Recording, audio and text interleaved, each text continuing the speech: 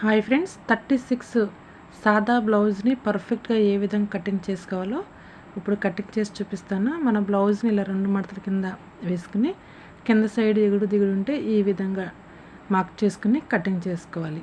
ఇప్పుడు టేప్ తీసుకుని కింద సైడు మడత కోసం నార్మల్ మన సాదా బ్లౌజ్ని కింద సైడ్ మడత పెడతాం కదా, దానికోసం ఇలా ఈ విధంగా 1.5 దగ్గర మార్క్ చేసుకుని ఇలా స్కేల్ తీసుకుని లైన్ గీసుకోవాలి.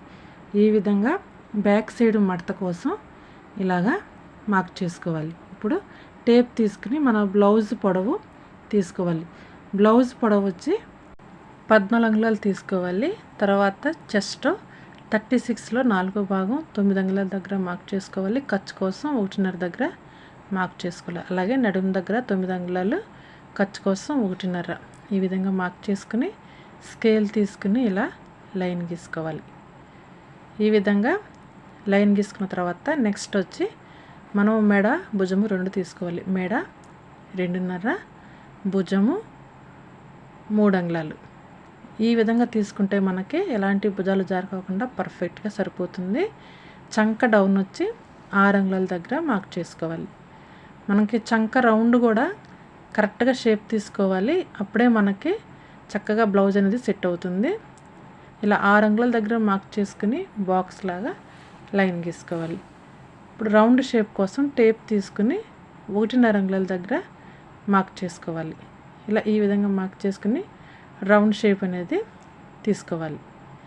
ఇలాగా రౌండ్ షేప్ తీసుకుని ఇప్పుడు మన బ్యాక్ సైడ్ టక్స్ కోసం 4 అంగుళాలు, పై సైడు 4 అంగుళాల దగ్గర మార్క్ చేసుకోవాలి.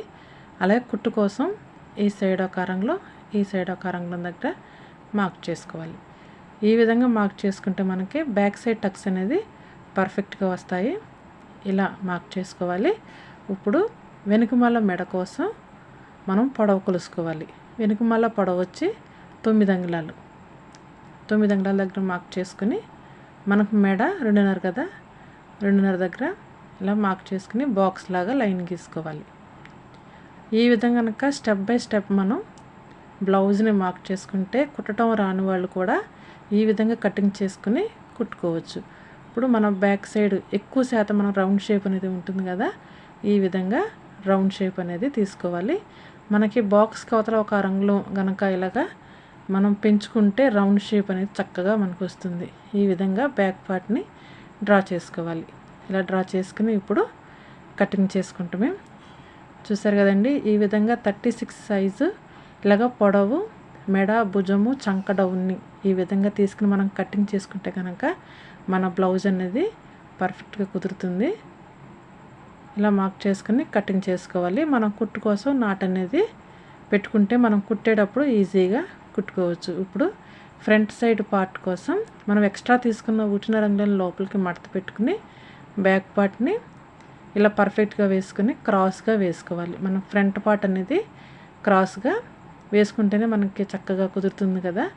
ఈ విధంగా క్రాస్గా వేసుకుని మనకి ఏ విధంగా అయితే సెట్ అవుతుందో అట్లా ఈ విధంగా క్రాస్గా వేసుకోవాలి. మనం బ్యాక్ పార్ట్ ఏ విధంగా ఉందో అదే విధంగా ఇలా మార్క్ చేసుకోవాలి.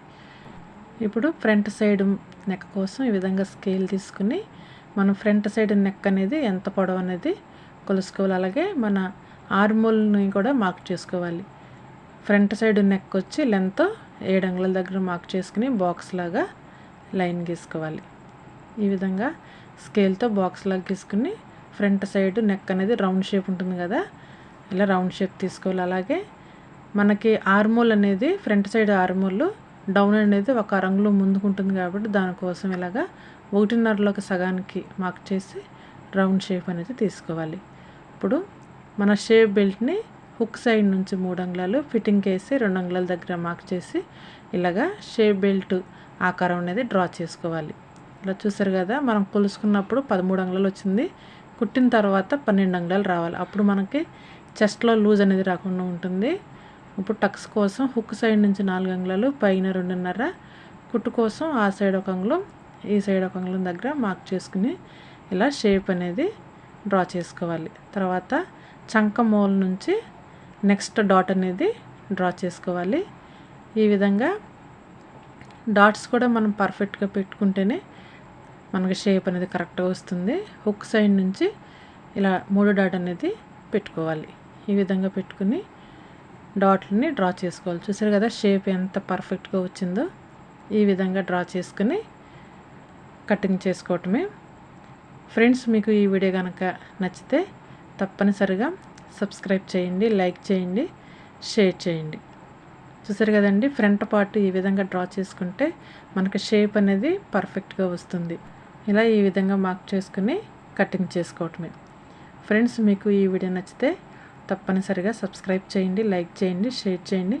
మీకు ఏమైనా డౌట్ ఉంటే కనుక తప్పనిసరిగా కమెంట్ అనేది చేయండి. ఇలా ఈ విధంగా చిన్న చిన్న మార్పులు చేసుకుంటూ మనం బ్లౌజ్ని కటింగ్ చేసుకుంటే కనుక బ్లౌజ్ అనేది కటింగ్ చేసుకోవడం రాని వాళ్ళకు కూడా ఈ విధంగా చూసుకుని కటింగ్ చేసుకుంటే కరెక్ట్గా కుదురుతుంది. ఇప్పుడు షేప్ బెల్ట్ కోసం సాదా బ్లౌజ్ కనుక మన క్లాత్ ఎక్కువ ఉంటే కనుక ఇలాగ డబుల్ ఫోల్డ్ చేసుకుని కటింగ్ చేసుకోవచ్చు. ఇలాగ 4 మడతల మీద వేసుకుని 3 అంగుళాల దగ్గర మార్క్ చేసుకోవాలి. ఒక అరంగుళం అనేది పెంచుకోవాలి. అలాగే ఇలా కుట్టు కోసం ఈ విధంగా పెంచుకొని షేప్ బెల్ట్ అనేది డ్రా చేసుకోవాలి.